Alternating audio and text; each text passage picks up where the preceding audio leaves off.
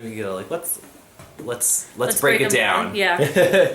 Hey guys, welcome back to Reality Check. This week on RuPaul's Drag Race, the final three.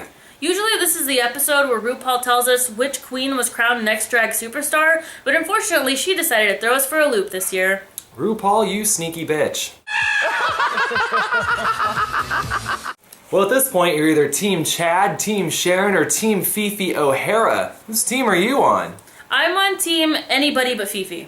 I would be so happy if either Chad or Sharon won. Fifi, you're not quite there yet, baby. So let's break it down. Are you on Team Chad? Some may argue that Chad is a seasoned pro who's put in her dues and deserves the crown. But is she past her prime? Or maybe you're Team Sharon Needles. The Queen of Shock is always bringing something new to the runway, never a letdown. But is she too shocking? And last, And certainly least, Team Fifi.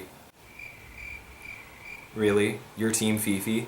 It's not that we hate Fifi. Although that is true. It's just that Sharon and Chad are like the cream that floats to the top. While Fifi is just cottage cheese. I don't think that's how milk works.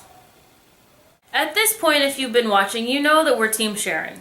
And here's why. Girlfriend won 2 out of the first 5 challenges. That's no underdog right there. That's America's Next Drag Superstar. She manages to maintain the character of Sharon Needles while all the time transforming herself to meet that week's challenges. And despite what Michelle Visage says, she's not all goth all the time. But I wouldn't be upset if Chad took the crown. I think Chad has shown consistently that she's worthy of the crown. The only challenge in this episode is trying not to upstage RuPaul in her Glamazon video. The music video was directed by none other than Santa Claus himself. I personally really like the music video. The Asian video game theme, the Attack of the 50-Foot Woman. I thought it was more like Godzilla Arcade. I didn't go for it. I thought it was very cheap.